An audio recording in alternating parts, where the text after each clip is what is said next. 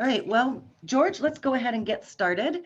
Welcome everybody to this webinar for Learn the Secrets of Growth Leaders. I'm Trish Cody, and I'm just going to be moderating a little bit for you here today.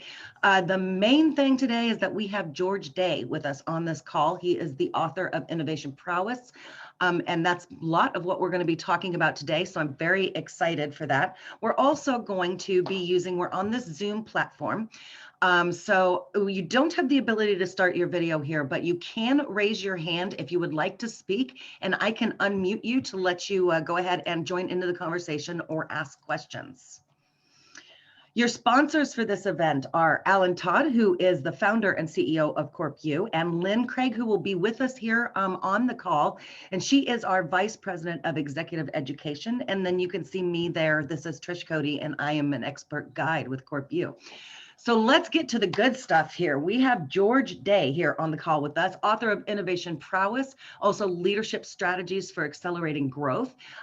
He's the founder of the Mack Institute for Innovation Management, and he is a legend in marketing. In fact, he's been awarded the Legend in Marketing in 2015 and Marketing for a Better World in 2017. So George, welcome to you. It's so wonderful to have you here with us today. I am thrilled to be on this call with you. Why don't you go ahead and introduce yourself a little bit, maybe tell us how you got into studying innovation to begin with.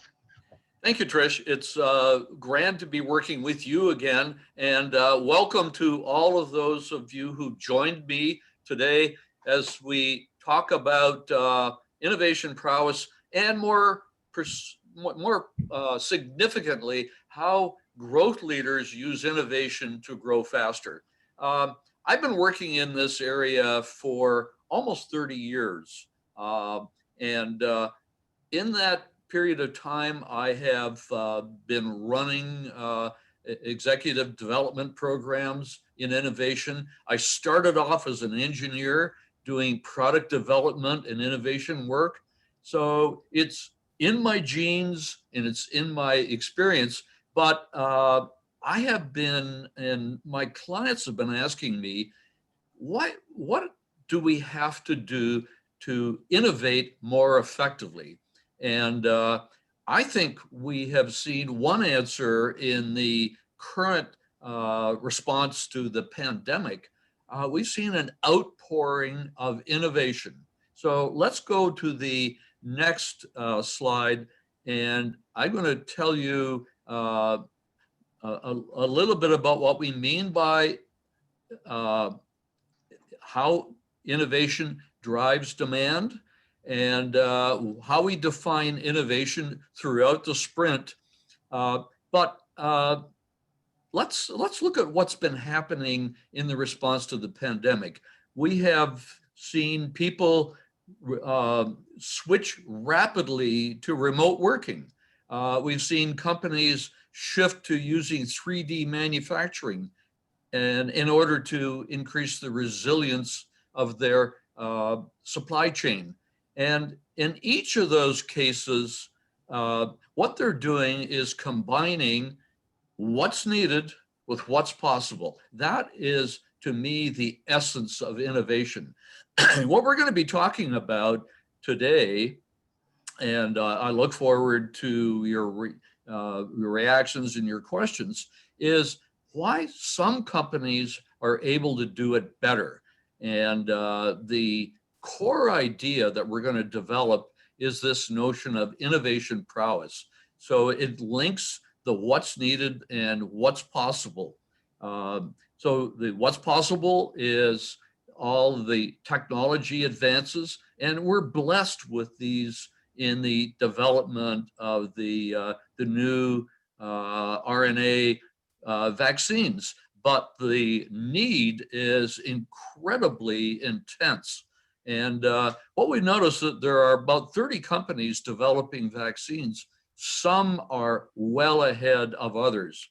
And in general, in my studies of probably 200 companies, the distinction that and the reason that some companies are better at it is this notion of innovation prowess. And here we see a number of companies that are organic growth leaders who have used innovation to grow faster. And that is the essence of what we're going to be focusing on. Organic growth is growth you've achieved with your own resources. Now, this goes hand in glove with acquisitions and mergers and joint ventures, which are other mechanisms to grow. But the evidence is persuasive that organic growth achieved through your own resources yields a much higher quality of long-run growth. And so here are some examples. I've worked with about half of these, either as a consultant or running their executive development programs. So I'm pretty familiar with many of these exemplars, but you'll notice they have one thing in common. That is, they are able to pivot, innovate, and ultimately grow faster than their rivals. So, George, let's get a little bit more specific on this one and give an example of that pivot. I know you've got a great story behind Lego's demise and then rise, and how they were able to make that shift. So why don't you share that with us?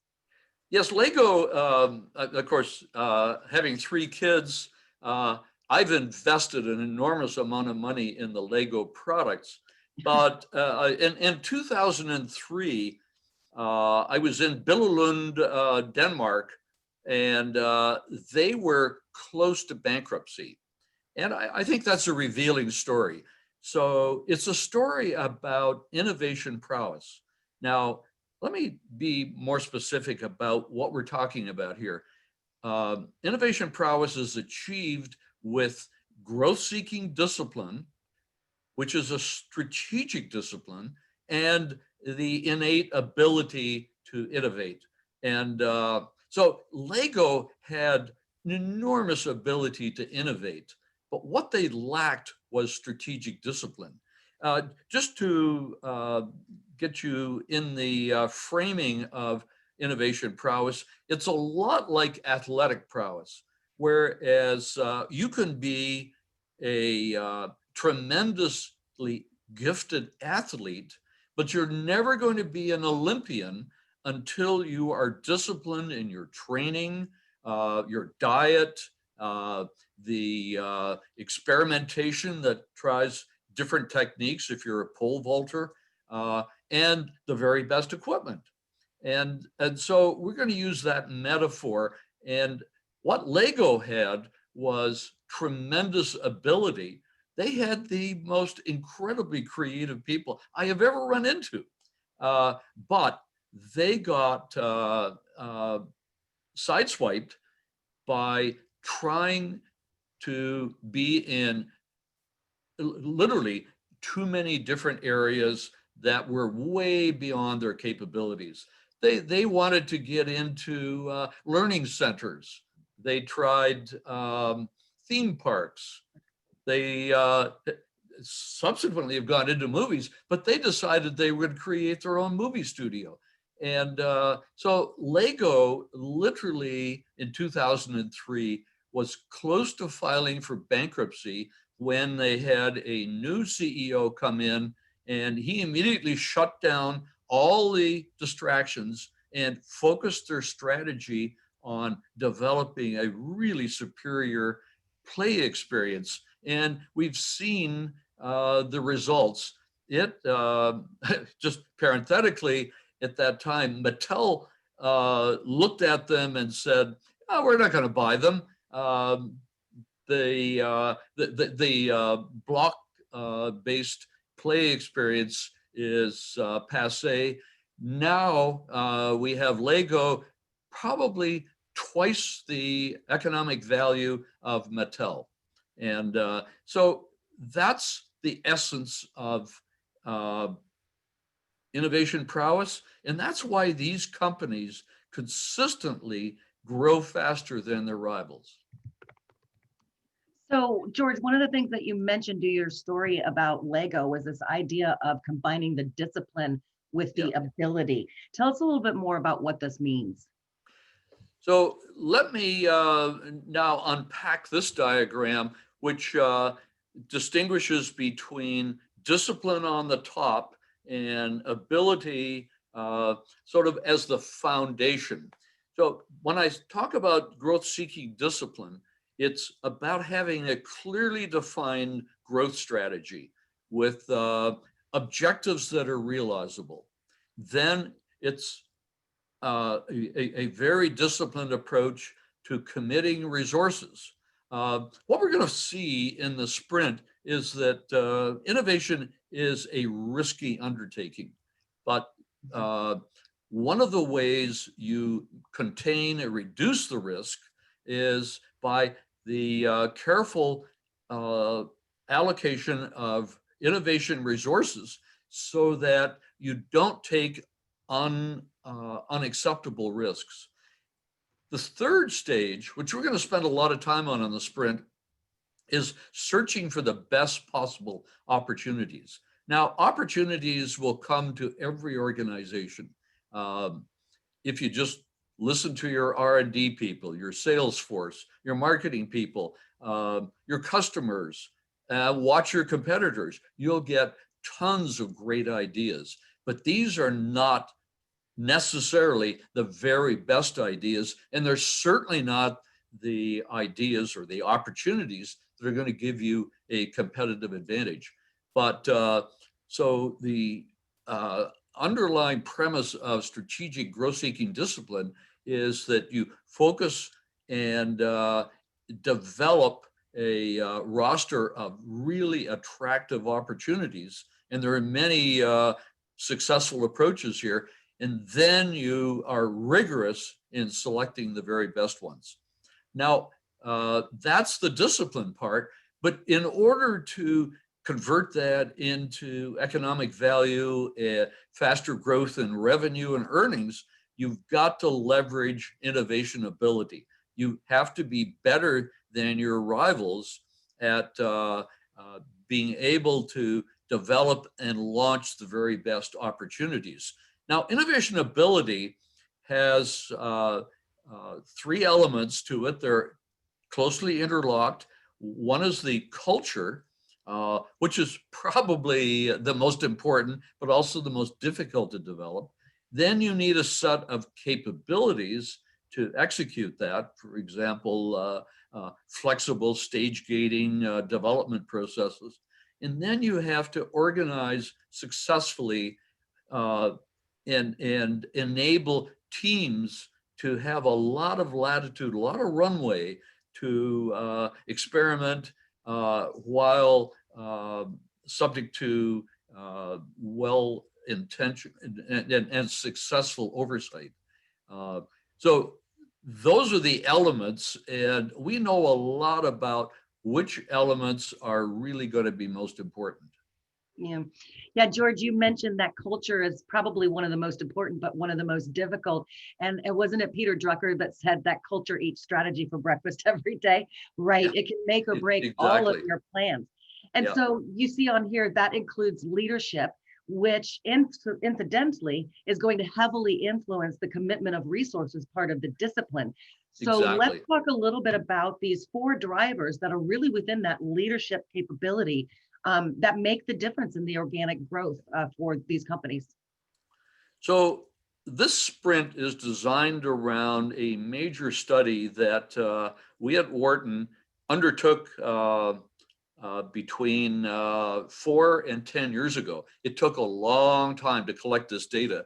But what we were looking at is what are the key drivers of all of the innovation prowess elements. What are the specific aspects that make the most difference? And so we interviewed the leadership, the innovation leadership, the CEOs, and R&D people, market development and innovation and strategy people who had very senior positions in 192 global companies. So we've got a great depth of data.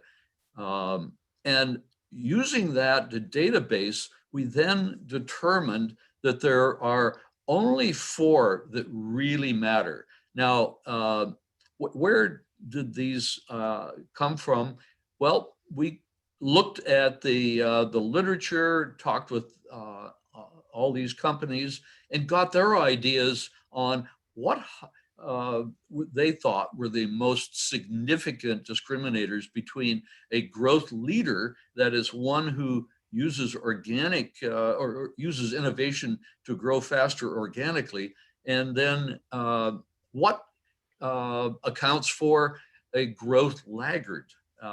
And these are the 4. And for the rest of this conversation we're going to have, we're going to be talking about and taking each one apart and looking at what we've learned as to how one uses these 4 drivers to not only build an innovative culture, but to grow successfully.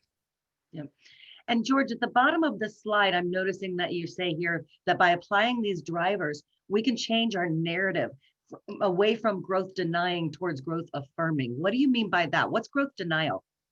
So in a growth leader, let me start with those, because if you look at companies as diverse as Nike, 3M, and Progressive Insurance, they have a strong growth affirming. The stories they tell about innovation, and indeed 3M has a whole book on the stories based upon interviews with the leadership over many decades. So they have built these stories, they celebrate these stories.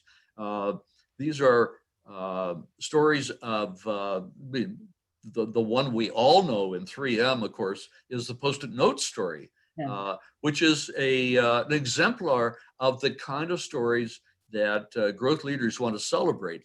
But in growth denying narratives, which we find all too pervasive in growth laggards, they will talk about how innovation disappointments and failures are really ignored, buried, and indeed, in the worst cases I've run into, the growth denying narrative is one where a disappointment leads to someone being punished, and that is devastating for innovation and the kind of openness and creativity that we want to achieve. Yeah, thanks for explaining what that denying looks like. I'd like to take a break here just for a minute and open it up for any questions so far. We're gonna, in a minute, give you an opportunity to assess where you think your organization fits on these 4 levers. But before we do that, and before we really dig into each one of these, what questions do you all have for George right now? And you can raise your hand if you'd like to speak. I can unmute you, or go ahead and put your questions in the chat box. Okay, John, I am going to unmute you. Hello, can you hear me?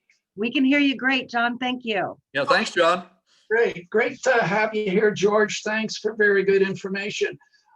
Along this lines of a growth leader, do you have a short, quick case study example of somebody that's actually gone through Wharton or worked with you that's a small business as compared to these big monoliths?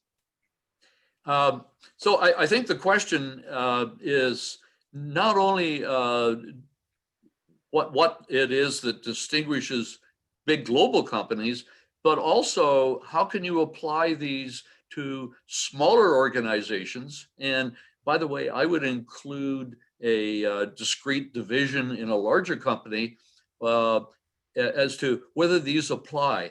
And as I will show you in the rest of this talk, the number 1 driver by far is investing in innovation talent. And that is true whether you're a small startup in Silicon Valley or a biotech company in Philadelphia, which is just gearing up with their latest DNA technology.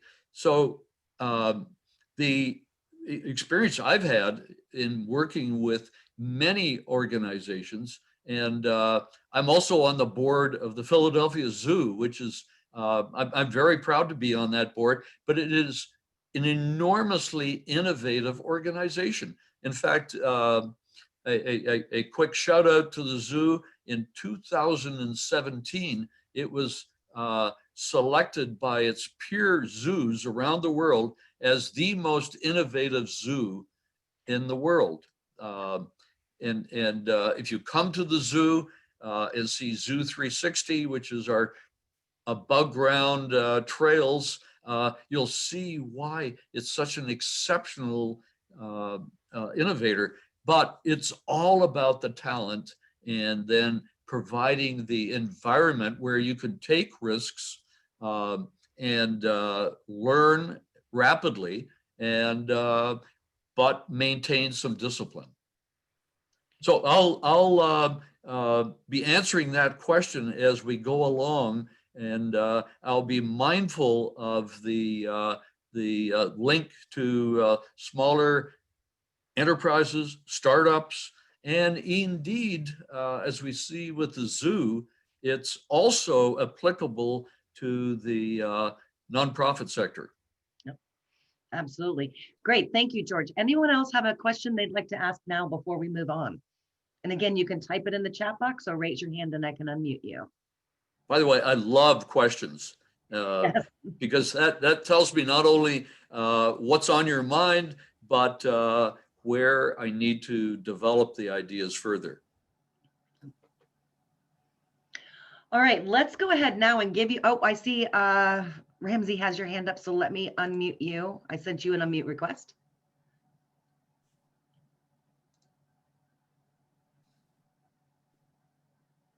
Okay, I'm not seeing that you're unmuting yourself, but I've sent you the ask to unmute request. If you'd like to speak, go ahead and click on that.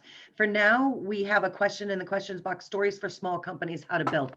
Yes, and that's what George was just talking about when he responded to John. So we'll make sure as we go through the rest of this, that as George said, he'll be mindful of making sure that some of the examples or things we talk about include both not only the big ones, but are applicable to small companies as well as nonprofits. All right, let's go ahead and give you guys an opportunity to assess yourself. We've got 4 little quick polls here that we're going to ask you to respond to. Jack, if you want to go ahead and throw up the first one, that would be great. And what we want you to do is tell us on the scale of 1 to 7, 1 being absolutely not at all, never, and 7 being 100% all of the time, we're on top of this. Give us a response to where you think your organization approaches each of these questions. George, can you see the polling here? I can. Good. Okay, so we're getting a lot right here, right in the middle on this question. Lots of 3s and 4s are where we're sitting mostly. Okay, we've got 58% voted. I'm going to let this go for a little bit longer for anybody else who would like to go ahead and respond. 5's creeping up here. Okay. All right, so we're looking like we're getting a pretty strong 4 here on this one. I'm going to end this one. Actually, Jackie, do you want to move on to the next one? Or I suppose we could. There we go. Okay, so question number 2. Our culture encourages risk-taking and learning from those disappointments. So again, 1 is, heck no, we don't do that. 7 is, we're all about learning. So go ahead and log in your responses here.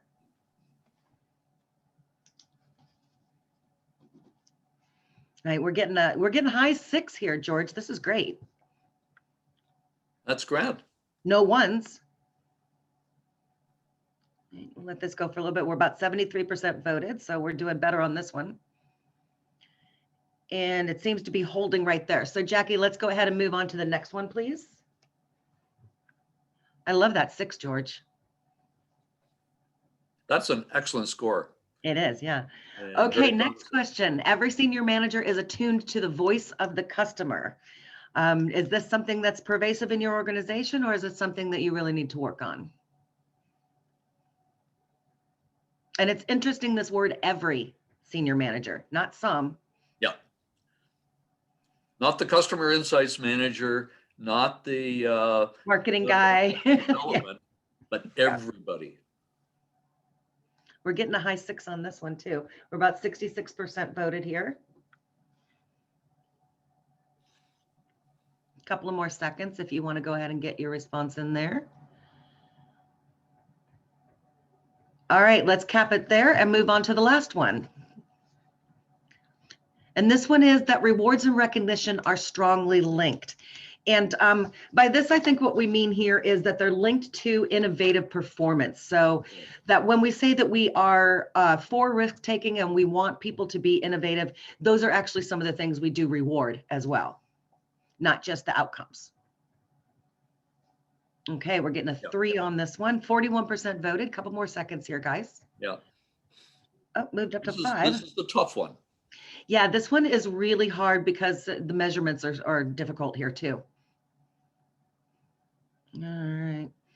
We have a tie between 3 and 5. Do we get a tiebreaker here in the last couple of seconds? All right, let's go ahead and end that. Thank you so much for running that, Jackie. I appreciate it. Yeah, this is very helpful. But you're going to discover that your scores are generally higher than those of the senior leaders in our sample. Yep. Okay, can we go ahead and close the polling window now? There we go. And let's move on to some benchmarking. So George, do you want to just kind of explain what these benchmarks are telling us and speak a little bit about how our participants today stacked up against these? So this is a slight variation on the quick questions we gave you, but let's start at the top, and you'll see 3 colored circles. The green is the growth leaders. On average, they say that they give a 5, where 5 connotes they're fairly effective in investing to develop and retain innovation capabilities and talent. But you'll notice the growth laggards in the red are way down in a 2.6 area. And let me share the kind of stories we're getting out of growth laggards. By the way, just so you'll know the breakdown of the sample, the growth leaders were about 20% of the sample. That is, they grew significantly, as in 20% faster than the average. The average performers were about 50% of the total sample. That is, they grew at the rate of the underlying industry, sector, or market. And then the growth laggards fell about 20% or more below average. And what we see here is, firstly, a big spread between the growth leaders and growth laggards, but none of them are really highlighting the need to invest and making it a high priority. But you'll see why it's the most important, because it distinguishes perhaps most sharply the leaders and the laggards. Down in the bottom, let me jump down there because you'll see a couple of things. Firstly, all of the scores are uniformly low. No one is particularly pleased with the linkages of incentives to innovation metrics and innovation performance. And that's something we'll talk about in a few moments. So that gives you a sense of the kind of data we're getting. And I see that the sample is on the risk aversion is well below the average of this group. So I'm going to congratulate you on that, because this is the second most significant feature. We did a lot of statistical testing to come up with these conclusions, but this is just a way of portraying it. In growth laggards, you see talent development is not a priority. They tend to be risk averse. And think about a big financial institution. They are really risk averse and don't like to take chances. One of the defining features also of a laggard is that they're poor at anticipating emerging customer needs. They are generally low on vigilance, ability to anticipate. And part of the success in innovation is getting an insight and acting on it faster than your rivals. A new market opportunity or new technology applied to a latent need and so forth. So let's move on now, and we're going to talk about each of these and what we've learned about how growth leaders successfully develop and enhance each of these 4 drivers. So George, yes, I'll move on in a minute and dig deeply so we can dig into each one of those 4 drivers. Just as an aside though, we had a question come up in the chat around what are some specific steps that someone in a managerial role can take to drive organic growth if they cannot necessarily influence enterprise level decision making. So as we move through these next, as we go into each driver, can we maybe give a little bit of that too, if you're not necessarily the decision maker or the influencer? Yeah, that's great. So I will try to highlight things that you can do at the, say, the project or the program level to enhance and strengthen the overall innovation prowess of the organization. Okay, great. Thank you. Thank you. Yep. Oh, how do I clear my annotations? There we go. So Sorry about that. No, we're going to take each of the 4 drivers in turn, starting with the by far and away the most important. One of the reasons that investing in innovation talent is so important is back to a truism that Peter Drucker articulated about 50 years ago. But no organization can do better than the people it has. So that's what I was suggesting as we look at small startups, embryonic divisions in large organizations, and indeed in very large global corporations. And that is that leadership has to signal their commitment to finding, developing, and retaining innovation talent. If they signal that, they will surely recruit and retain the very best talent. But there's another aspect that we've learned about this, and that is that when leadership really focuses on innovation talent, they send a strong signal throughout the whole organization. And I'll give you a couple of interesting examples.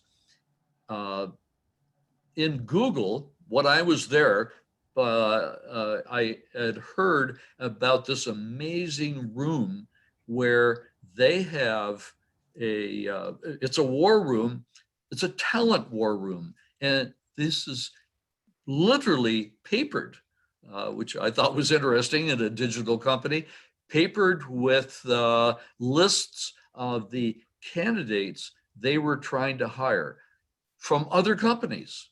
And so everybody knew about this. It's highly secretive. Nobody I talked with has been able to get into it, although I would dearly love to have seen it. But that's Google committing and signaling how important talent is. On the other hand, I was talking about 3 years ago in Australia to the one of the senior leaders in a big consumer packaged goods company who was struggling with growth. And her conclusion was that we put the very best people on managing the big brands, the ones that generate an enormous amount of cash, because we want to protect that cash flow. Everybody else is assigned to some kind of innovation and development idea. And that's a strong signal of where the organizational priorities are. There's a couple of other things we can do in any organization, and that is invest in developing the competencies of innovation leaders. For example, developing their competencies. What I find that is perhaps the most interesting and perhaps most important competency is the ability to negotiate and create stories and narratives and link your project to the bigger picture of the industry, the organization, and the environment. Another way that you can communicate this commitment to talent is by sharing the growth strategy throughout the organization. This is something that is a leadership responsibility, regardless of the size of the company, big, small, in between. If you don't know where you're going, all roads will get you there, as the old saying goes. So what concerns me in our data is that only 16% of all of the managers said that their firm has a clear growth strategy that is widely communicated, which means that perhaps they don't have a disciplined approach to grow, they don't have a clear strategy, or they're not taking the time to develop it. And then another signal that suggests how committed the leadership is to not only innovation talent, but innovation more broadly, is to stay involved in the major project reviews, demonstrate your commitment to that project while also observing the key people in the innovation team. So these are some of the ideas that we find have great leverage and certainly characterize growth leaders. Thank you, George. We have a question that came in here from John. It says, since COVID is creating changes, has leadership been changing their signals when it comes to finding talent? Not that I've seen, because there's still a lot of recruiting going on. And in fact, you can use technology to hear people in online settings. And so you can get a measure of that person. Remember, talent recruiting and development is not only about the raw talent, but it's also about their fit in your organization.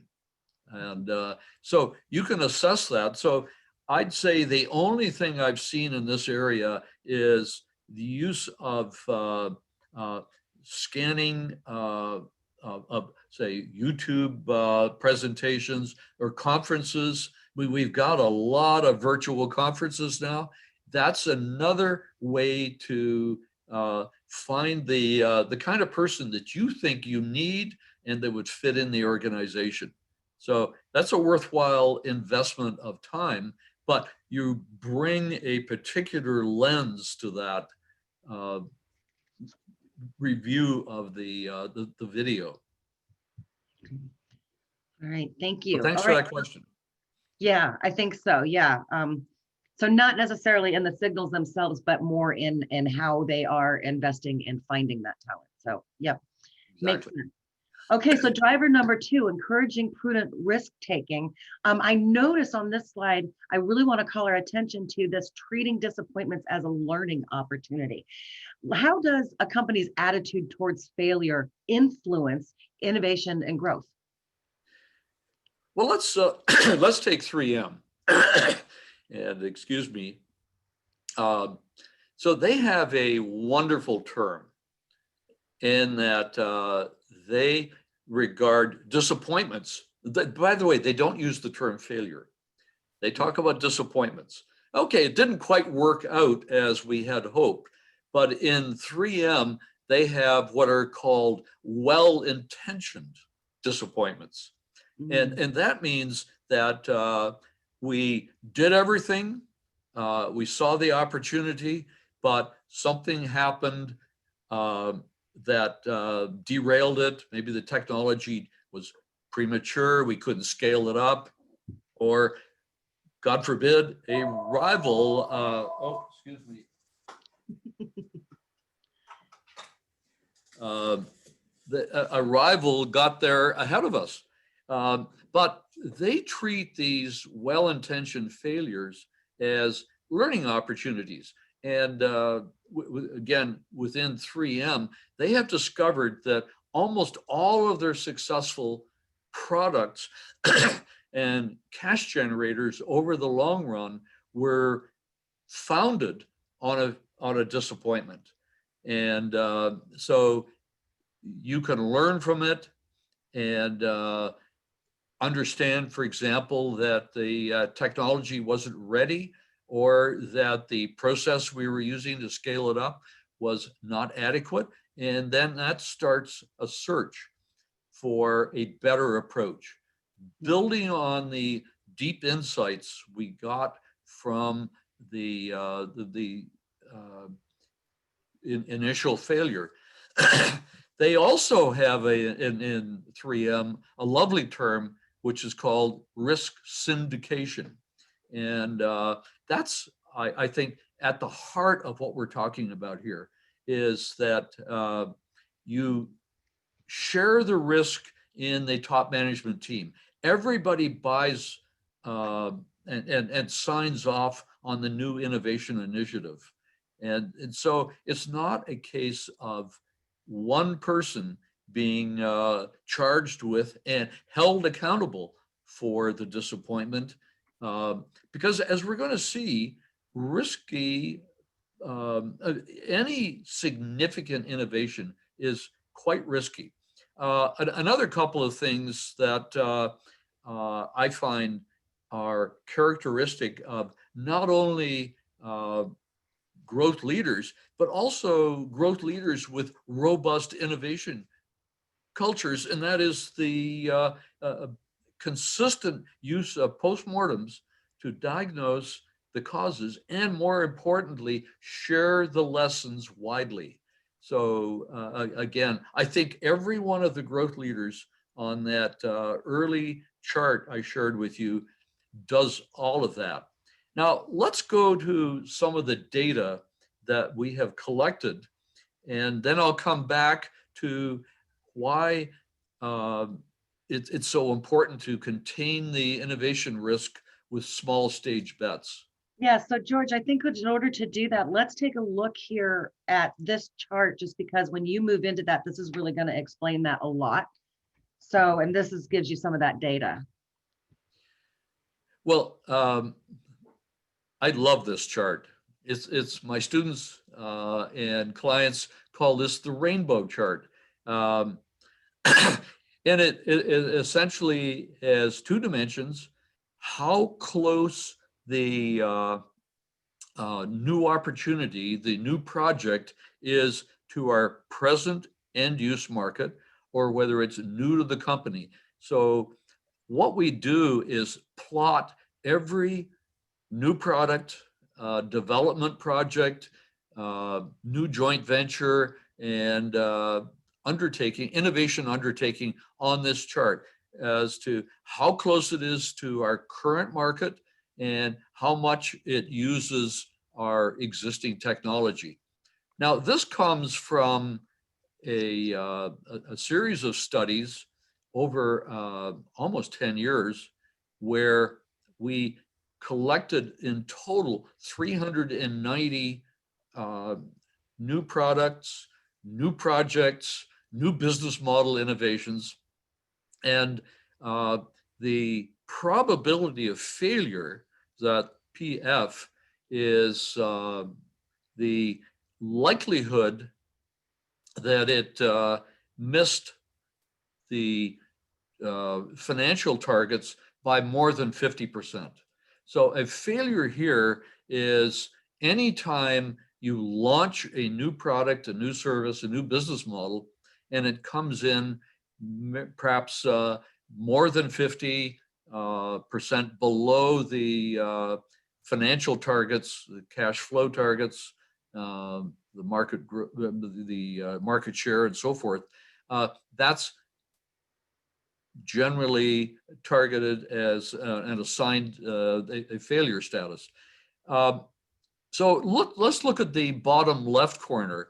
I know there's a lot of information in here, but we'll take the bottom left, which is those products, line extensions and so forth, that are merely new features, extensions of our existing product line, but using our existing technology and serving our current end use markets. And you notice that. George, can I interrupt you here, George? I'm sorry, just in the interest of time. I think that, when we were talking about the organic growth slide, we know that this present is kind of like the organic growth piece of it. And we know that the new to company can include mergers and acquisitions, but really what we haven't talked about yet is these adjacencies. Because go ahead and tell us a little bit more about what exactly. is it. Okay, thank you. Thank you, Tris. So I started off in the bottom left corner, and you notice that that's a fairly risky place. But in the bottom left corner, we are innovating mainly to protect our position and sustain our market share, which is essential. Our data shows that about 70% of all your resources in growth leaders go to that area. But if you want to get the best combination of risk and reward, if you like, reward here is improved profitability, faster growth, and improved market share. That's an adjacency. And so an adjacent end use market is, we're not serving that market, but our brand name can be extended there. We understand the competitors. But by the way, these are not geographic adjacencies. These are adjacent sectors that we can move into. Similarly, on the vertical, the product technology dimensions, we are finding that the switch over to digital technologies from analog would be a characteristic of an adjacent product or technology. So we'll spend a lot of time on this in the sprint, but it helps us understand that there is a strong trade-off between being very conservative and stays close to home to reduce the risk, but you don't make many gains. So we're going to look at adjacencies in a lot of detail. Yeah. So these are kind of like, your three options, right? You can grow organically from the internal. You can go all the way outside and acquire and bring in something completely new, or you can partner and build something together. So I like that. Thank you. All right, so let's go on to driver number 3. And I think the question earlier about steps that someone in a managerial role can take, even if they're not necessarily the decision maker and the influencer, I think this driver with the outside in approach is one where someone in that position could really have a lot of influence. And by the way, that is certainly the case with large, small, private sector, public sector organizations. And it's certainly the case. And in fact, there's a premium to the success of small companies by taking an outside-in approach. But it's all about immersing the leadership team in the market signals of emerging opportunities. So the two things that I want to emphasize are in the box in red. Firstly, that every senior manager listens to the voice of the customer. Now they can do that with customer visits. HP has a rigorous program where teams of leaders literally go out and talk with their key customers and prospects to understand emerging needs and where HP might be able to help them. Another way to signal an outside-in approach, and by outside-in here, I'm meaning standing in the shoes of the customer and the competitor and looking at your own company objectively. And that can be really well implemented with a customer experience map, as opposed to starting the innovation process with a technology map, which says, okay, we have these technologies, then how can we use them? That's inside out. Outside in starts with how the customer is currently solving their problem, what their full experience is, and mapping is a great way to energize the innovation in an organization. For example, a major hospital system started their innovation journey by looking at the pain points in their patients' experience. And interestingly, among the pain points, I still regard this as incredibly striking finding, is that they were enormously dissatisfied with the parking problems. And so that led to all sorts of innovative approaches. Well, how can we make it easier to get here and to park here? So this will reveal pain points and begin to trigger the innovation process.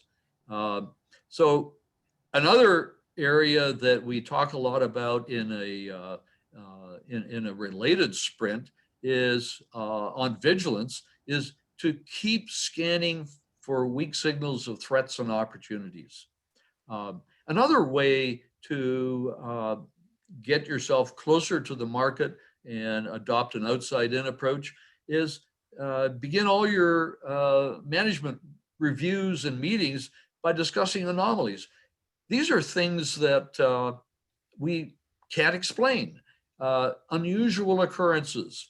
Why did this distributor do this and not that? And that can trigger all sorts of creativity. And then another source of thinking from the outside in is go and network in unconventional places. Join the Blockchain Institute and see what the possibilities are. So there's tons of ideas embedded in here, and throughout the sprint, we'll share a lot of them. All right, so let's go on to driver number 4. We've got about 5 minutes left here, and we do want to take a couple of questions, but I think this is important to really highlight these traps that a lot of leaders fall into when they start thinking about this, and how can they hedge against them? So the fourth driver, which was as I can appreciate from seeing our data, it's also a problem for all of you out there, and that is that the innovation metrics are not well aligned with the innovation incentives. This is tricky to do because, for example, to take a very popular measure of innovation success is the percent of sales from new products in the last 5 years or last 3 years. It is a tailpipe measure. It tells you what the results have been, but the reality of that metric is that it's hard to tie it to meaningful group or individual incentives, and it doesn't really tell you what the problem is. So we've developed and done a lot of research and why it's such a difficult area for companies, and we've seen these three traps time and time again. You get misleading signals from your innovation dashboard. Either it looks as though the optimum number of metrics is around 5, 6, or 7, depending on the level in the organization. But if you have two, that should read too few metrics. Oh, Sorry, the bottom one should be too few too metrics. few, yes. You get confounding effects because you're relying on only a couple of signals. But I want to wrap up here and generate some more questions by focusing on trap 2. And that is, to my mind, the single biggest problem. And that is you use just whatever your accounting system or your scanning process comes up with, using what's available rather than what's needed. And that leads to reliance on things like percent of sales from new products in the past 3 years, which is, by the way, a measure that can be easily compromised and manipulated. Thank you. Okay, so really quick here before we close out, George kept mentioning the sprint all throughout today's webinar. This webinar is a preview of a 3-week sprint that we're going to be releasing on innovating for faster growth. And that sprint is also part of a larger business innovation program that brings together all of these experts in the fields of innovation, marketing, leadership, business modeling to share their expertise with you throughout this program. So we're going to go ahead and open it up for any questions. I realize that we only have a little bit left here, but I know, George, you're happy to stay a little bit if people have questions. I know. I'd be happy to. Yep. Yeah. And so anybody who Love wants the to, questions. yeah, anybody who feels like you could stay a little bit longer and have some questions or want to just dialogue with George, let's go ahead and do that. So type in your questions or ask to unmute.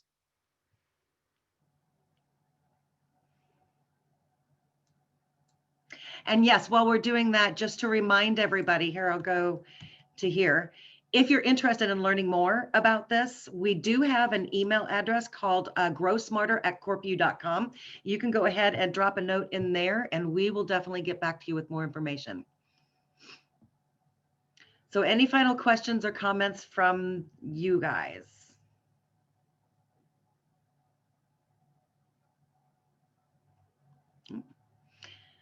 Oh, it doesn't look like it, George, and I'm seeing people go ahead and drop off since we're on the hour. So thank you so much for an amazing and informative session today. I learned a lot, as always.